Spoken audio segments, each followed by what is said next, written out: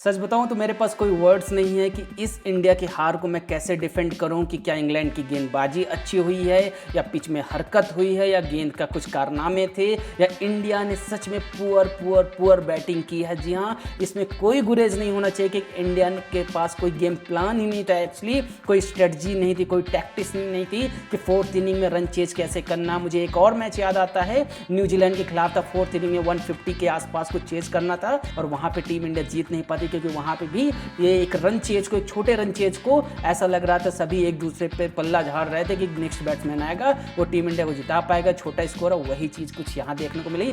कोई game plan नहीं था, कोई टैक्टिक्स नहीं थी कि आपको पता है कि ये ड्यूक बॉल आपकी स्टार्टिंग में सख्त होती है, उस समय गेंद में मूवमेंट होता है, बल्लेबाजों के लिए अच्छी गेंद नहीं होती, बॉलरों को मदद करती है। आपको इनिशियल 20 से 25 ओवर निकालने थे, आपके पास टाइम की कोई कमी नहीं थी, बट आपके पास कोई गेम प्लान ही नहीं था। आपको ना अटैक किया ना डिफेंड किया।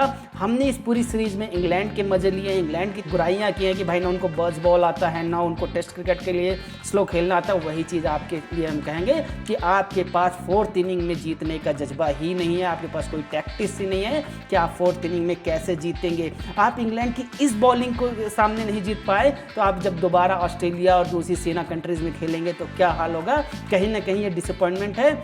और गौतम गंभीर अगर वहाँ बालकनी में बैठ के देखते तो उन्हें ये चीज़ समझना चाहिए कि टैक्टिकली आप बहुत फेल हो रहे हैं, कि IPL is a different ball game. वहाँ पे बहुत चीज़ें, बहुत मैटर ऑफ फैक्ट्स होते हैं कि कुछ एक्सटर्नल फैक्टर्स भी होते हैं, बट यहाँ पे जहाँ टेस्ट क्रिकेट की बात आती है, यहाँ पे आपकी एक एक डिसीजन भारी पड़ते हैं। और जो पिछले दिन 4 विकेट गए हैं, आपको मुझे नहीं समझ में आता किस हिसाब से गए। और अब अगर आपके Jasprit Bumrah, Siraj more than 15 over खेल जाते हैं तो अब आप टेल से ये नहीं कह सकते कि उन्होंने साथ नहीं दिया। कहीं ना कहीं जसप्रीत बुमराह हो या फिर सिराज, उन्होंने अपना कंट्रीब्यूशन दिया, लेकिन रविंद्र जडेजा को भी सोचना चाहिए कि कैलकुलेटेड रिस्क उन्होंने नहीं ले पाए हैं। कहीं ना कहीं उन्हें भी थोड़ी चांसेस लेना चाहिए।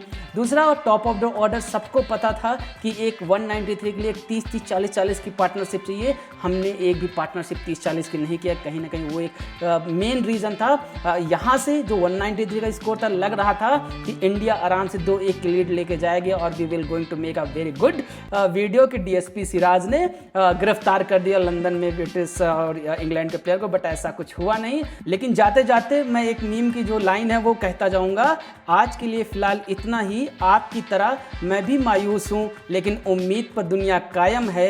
दिल दुखा है लेकिन टूटा तो नहीं और उम्मीद का दामन छूटा तो नहीं, because we as a ICT fan wearing blue T shirt is a symbol that I am standing with my team. चाहे जीत हो हार हो, बट अगर जहाँ अप्रिसिएशन हम देते हैं तो वहाँ क्रिटिसिज्म भी हम देंगे। मिलते हैं नेक्स्ट वीडियो में।